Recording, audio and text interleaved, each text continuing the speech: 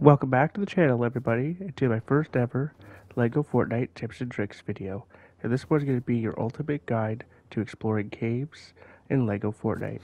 Now in this video I'm going to cover the Grassland Caves, the Lava Desert Caves, the Frostland Caves, and the new Star Wars Caves, which were added recently in the May the 4th Star Wars update. Now if you subscribe to this channel for Battle Royale content, don't worry, because that's still my main focus. This is just something new that I'm trying on the side. So without further ado, let's get right into it. So, very first tip here is if you're traveling to a cave that is far away from your town or your base, it might be a very good idea to make sure that you bring a vehicle to get there quickly, and also bring extra batteries. Last thing you want to do is not make it to your destination or not make it back for your destination and forget where you left your vehicle.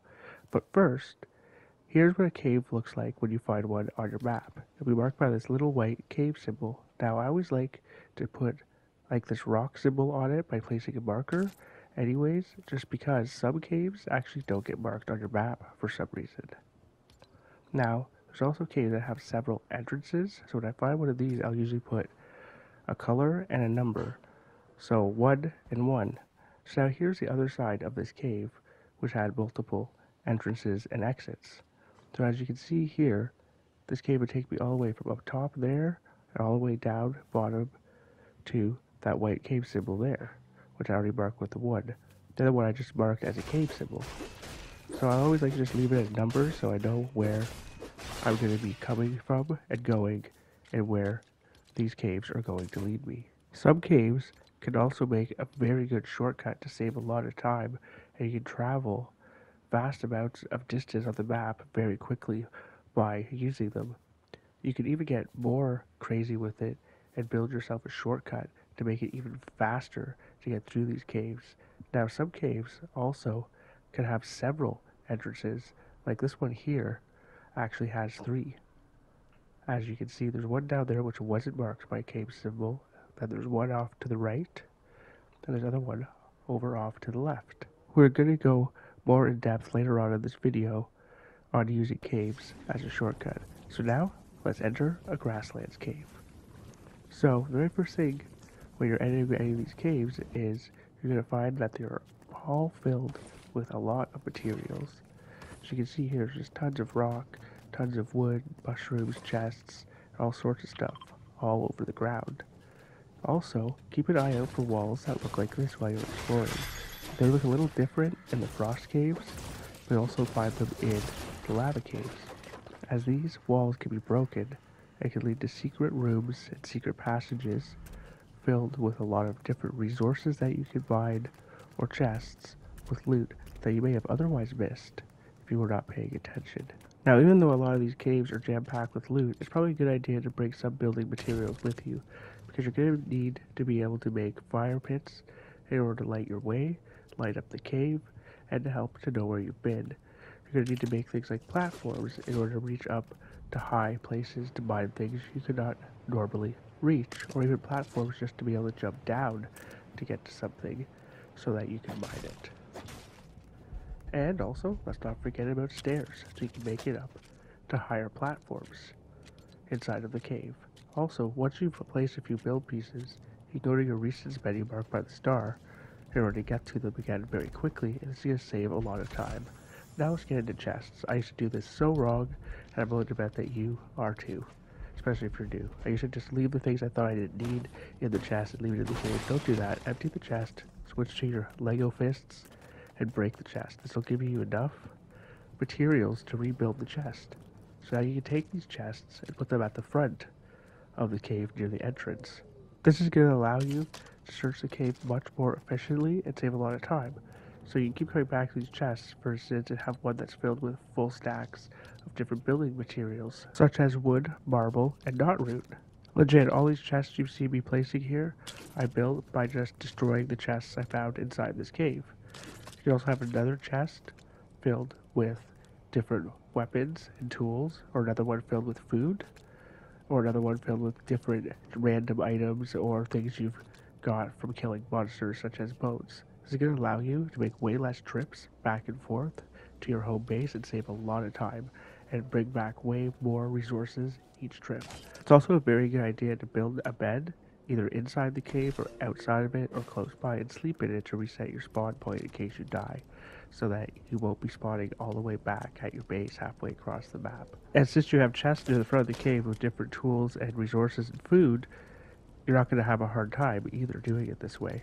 Now here's another great idea I've never seen anybody else do, and that's bring the materials to build a compost bin.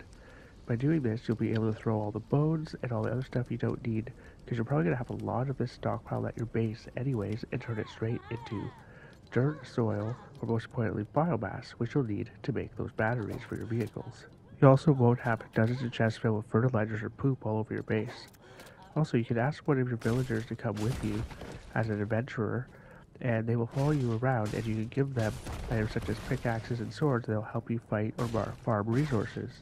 Now, all these things you build inside this cave, you can also break those with your fist and break them very quickly. If you break the one piece holding it all together, it'll all come crashing down.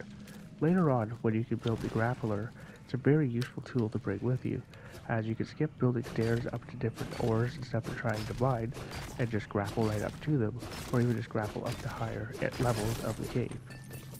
And don't worry about getting down, you can just use your grappler or your glider. At the early stages of the game, it's also good to know what weapons or items and what rarity you need in order to break certain things. Like you can break these mushrooms with your little Lego fists, for example, because the weapons and tools that you make will break over time, as you can see here when I'm trying to break this granite.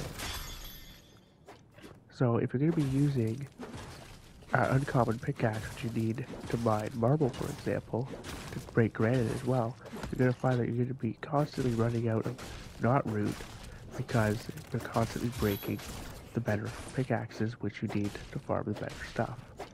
Now, the better quality axes and tools that you make will do more damage to the things that you are trying to farm. As you can see here, when I use an epic axe, it only takes 4 slices to cut down this knot root instead of 8. And by bringing weapons to fight monsters and baddies you find inside these caves, you're not going to be breaking your tools nearly as often. Now, since that new Star Wars update has brought one of the best items ever to this game, and one of the most useful too. So you can now get lightsabers, and now when you break a lightsaber, it doesn't actually break. It goes on a 10-minute cooldown, and then it just is a full item that you can use again. Now, not only do these lightsabers do 11 damage, but you can also use it to weaken things that you're trying to farm, and then switch to your pickaxe to finish the job. Just make sure that you do that last hit or two with the pickaxe, because if you mess up and just destroy it with the lightsaber, you won't get any resources for it, and they will be destroyed. But by using a lightsaber this way, it's going to save you a lot of crafting time, and also a lot of resources, as your weapons and tools are not going to be breaking nearly as often. Now, another underrated item I don't see too many people talking about is the use of explosives, such as TNT or the new thermal detonators, which were added to the Star Wars update. You use these to help you farm more quickly, as they will blow up small buildings and other different resources that you would want to farm. Also, sometimes you can get your hands on resources that you can't even acquire with your pickaxe or axes yet. As you progress through the game, eventually you're going to unlock the ability to make an item called the Essence Table. Now, what this allows you to do is to add little upgrades to your weapons and tools, such as Essence of Durability, which will make it so your tools don't break as quickly, or the Essence of Health, which will make enemies and monsters drop food items. Now, this one can be quite OP, especially if you're exploring really big caves and are running out of food. Now, the one problem with some of the resources needed to add upgrades to these weapons can sometimes be pretty scarce and hard to get. But now, here's a trick in order to keep your rough amber supplies to add the essences to your weapons in full stock. As soon as you unlock the gem cutter, you're going to get an option to send your villagers on a job to collect gems. And in the grasslands anyway, when you do this, they always bring you back cut amber. So you just have all your villagers go and get cut amber for you, and then you'll be able to keep all the rough amber that you mine yourself, as you won't need to refine it into cut amber to make weapons and such with it. And trust me, this one is just really OP, because you're going to end up having so much cut amber After doing this for a little bit, you're never going to know what to do with it all. And you will always have some rough amber lying around in order to add essences to your tools and weapons. Plus you'll have full chests of cut amber instead of empty ones. Now next is a little experiment I did testing the essence of durability on regular forest axes. So I took a regular axe with no essence and tested it, and I took another axe with just one essence and tested it, and then I took a third axe with 3 essences of durability on it and tested it to see how much wood I would get from each of them. The axe with no essence mods on it awarded me with 178 wood. The axe with 1 essence of durability added to it awarded me with 217 wood. The axe with 3 essence of durability mods added to it awarded me with 269 wood. So the difference between an axe with only 1 durability mod and 3 is about 50 pieces of wood. I don't know. I don't really think it's worth it to add 3 durability mods onto a weapon, but you can be the judge of that and make your own decision if you think it's worth it for you. It is definitely beneficial to add at least 1 durability mod to any of your weapons or tools that you are going to be using, for sure though. Now back to cave exploring tips. So another great tip, and something I started doing, was using walls to block off dead ends inside of caves. Because I kept finding myself, when I was running back through the cave, trying to get out of it, I sometimes make a wrong turn, even with using things like fireplaces to light my way, and running into these dead ends constantly. And now sometimes there can even be really huge parts of these caves where you're going to have to block off several spots in order to actually block the area off. Like in this example here, I had to block off 3 different parts, which all led to the same giant dead end room, which was basically filled with nothingness after I looted it. Now, while doing this takes a little bit of time at first, it's going to save you so much more time in the long run, trust me. Because now, when the server resets, or if you quit playing and don't finish exploring the cave, or a lot of time has passed, when the monsters do respawn, they'll be trapped behind walls, and you won't even have to deal with them, just run on past. This saves even more time. And once you've fully explored a cave, if it leads to nothing but dead ends at the end of it, you can actually just fully block off the inside with walls, so you know never to waste your time coming here again, or even just block off the front entrance. Another thing that you should always be bringing with you in mass amounts whenever exploring any caves is torches. Not only can you use them to light your way, but you can also throw the torches and use them along with the fireplaces that you've placed in order to leave yourself a trail of torch crumbs, or I guess breadcrumbs, as Hansel and Gretel would call them, to easily find your way out of the cave again without getting turned around by mistake and getting lost. Now, one thing to note though is if the server resets, or if you end up quitting the game and come back in later, any torches that you left on the ground will not be there and will disappear. So if it's something you're worried about, you don't want to keep making torches, be sure that you pick these back up before this happens. And now, if you're still doubting how good the use of walls can be in caves, check this out. Look at just how many enemy indicators from the visual audio there are behind that big wall that I placed near the beginning of this cave. So now we're going to hop out of this cave, and we're going to go back in time to before I placed this wall. And now look at how much more difficult and how much more time consuming this is before I'd placed this wall down. And I had to fight numerous enemies and waste a bunch of time in order to just make it back to the entrance. Just look at the vast amount of space in this wide empty room. You'll even notice that I'd already blocked off a couple areas of this room with walls previously before making the one big wall that blocked off everything just leading to the entrance. And now I'm going to show you a really good example of a cave shortcut done right. So now look at where I'm starting here. Now we're going to go into this cave, and now you're going to see the vast amount of walls that I have put up and how quickly I can get through this without ever getting lost. So as I run through this, you're going to notice I only bump into 1 spider and 1 roly crab enemy. Now I probably could have built up some walls in order to block that crab enemy inside as well. And with about under 30 seconds, I'm able to get out of this cave and out the other side, and just look at where it brought me. Now that is quite a bit of distance to be able to travel in just under half a minute. So do keep this in mind when exploring caves because it can save you a lot of time in the future. And now it's time to get on to the lava caves that you can find in the desert biome. Now all the tips and tricks from the Grassland Caves still apply when you get to these new caves, but these ones are much harder to search than the previous caves. And remember that grappler item I showed you earlier?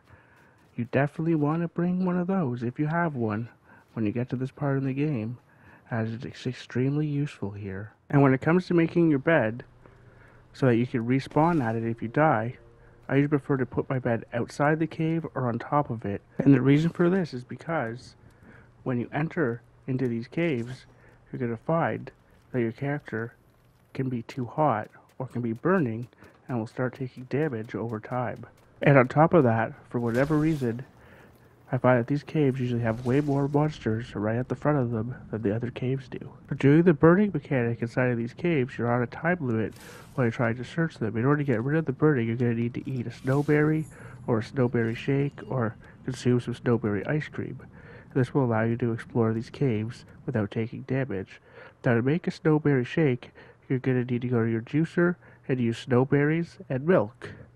Or alternatively, if you have a cow, you can just feed them snowberries and they will produce snowberry shakes. You can also get the snowberry shakes by feeding the cows snowberry seeds instead. Also, don't forget to leave some snowberry shakes in the chest by the bed you made outside the cave, so that if you die, you'll still be able to go back into the cave in order to retrieve your backpack and continue searching it. And another thing that you can do is if you use your crafting bench, you can create cool-headed charms and inner fire charms in order to go into the lava caves or the frost caves. Now at the lower level charms, you're going to need several of them, so even 3 of them equipped, just to be able to withstand the heat or the cold inside of these caves. The one problem with equipping multiple low level charms is that sometimes you will end up having less HP than you did before, or you'll lose some of the other bonus effects that you had with the previous charms that you were wearing.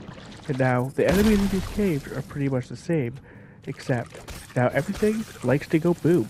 So the scorpions go boom, the big rolly crabs like to go boom, the skeletons will throw dynamite at you. And now these caves are also filled with lava.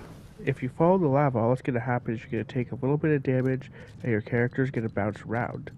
Now, in these caves in particular, you're definitely going to want to bring a lot more materials, as they will be needed, than any other caves in the game, as they are much harder to search, as you're going to have to go across big pools of lava, as well as build all the way up to the ceiling of the cave, just in order to loot everything inside these caves completely. And oh boy, do they love to put all the best stuff in the hardest to reach places inside of the lava caves.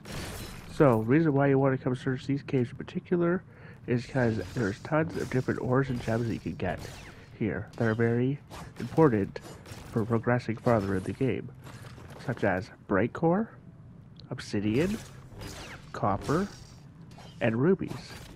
Now you need bright core in order to make lighting in your houses, and also you need bright core to mix in your metal smelter with other raw metal materials such as copper or iron in order to make iron and copper bars. And now you need rough rubies in order to add essences to your weapons and also to upgrade your villages later on. And I've yet to be able to find an abundance of rubies in any of the caves that I've searched. They are extremely rare and scarce. Also, your glider is extremely useful to reach down to the lower levels of these caves and keep your eye out for half-destroyed buildings like this one. And these always have chests in them and hidden behind them. And you can also break the furniture in order to get different building materials such as planks. And, as I said earlier, you're going to have to build very high up in order to get everything inside of these caves. And be sure to check all of your angles because they love to hide things. You're going to have tons of different raw gems and ores hidden on the roof. And then other things you have to look behind you, such as this spot here, where there was a hidden chest. And also, take note of the wall behind the chest. It's one of those walls that you can break that will lead to a hidden area. And the chests inside these caves can also contain rare items, such as brute scales. And yes, you can still destroy these chests in order to get the materials to rebuild them, but you will have to use a pickaxe at this point. We're on to the Frost Caves. Now these caves have the strongest monsters out of any of the caves, but they're not as hard to navigate as the lava caves. They are very similar to the Grassland Caves in their layout inside, except they also do have the cold or freezing mechanic similar to the burning or hot mechanic, where you'll take damage over time. Now the freezing mechanic is a little bit easier to combat than the burning one, because you can also use your fireplaces in order to make the place warmer, as well as carrying your torches.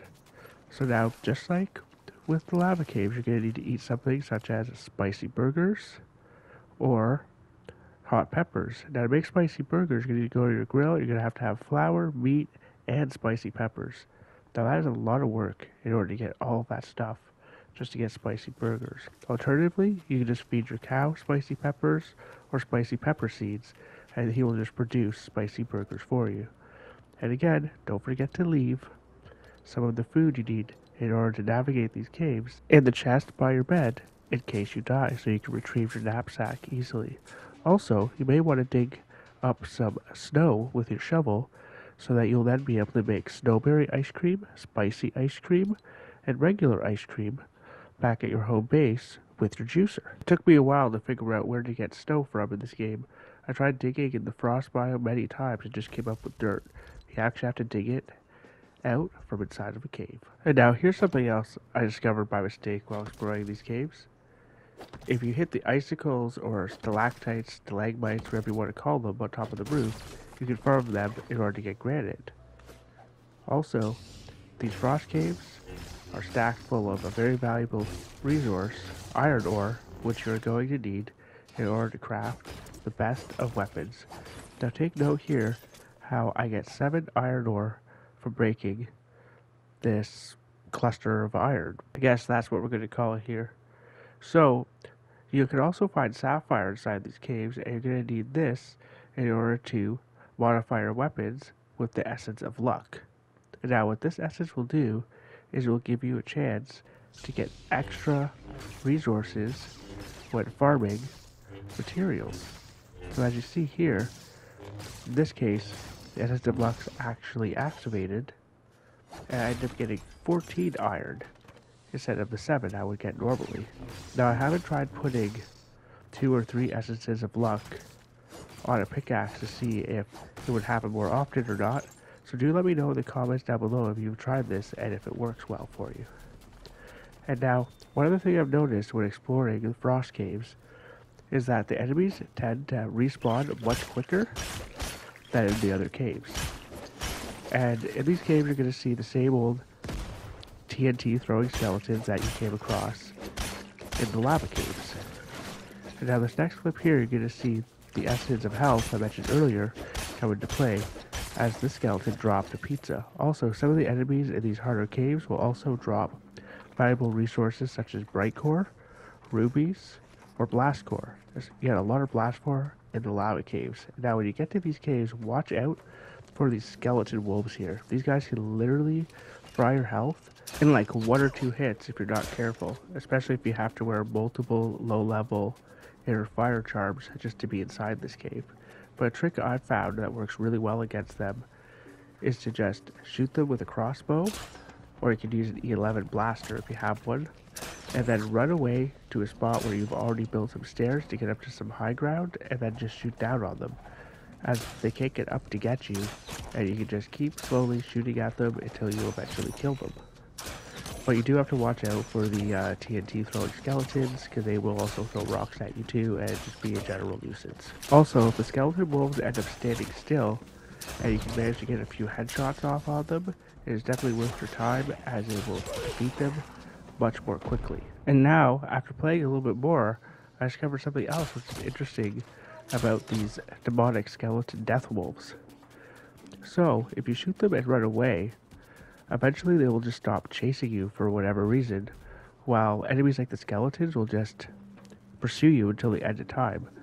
It's almost like they get stuck on an invisible wall that's not there and just can't come any farther. Like, look at this cliff here. The wolf is literally just stuck there, standing there, and won't come anywhere near me and just letting me shoot him right in the face over and over again. So that is another method in order to defeat them very easily. And now, we're on to the Star Wars caves. Now, the Star Wars caves look the same as any other cave on the outside, except they'll have like this bunker base type thing protruding from it. I don't know what to call it.